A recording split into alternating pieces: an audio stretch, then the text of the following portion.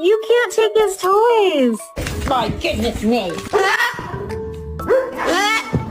No.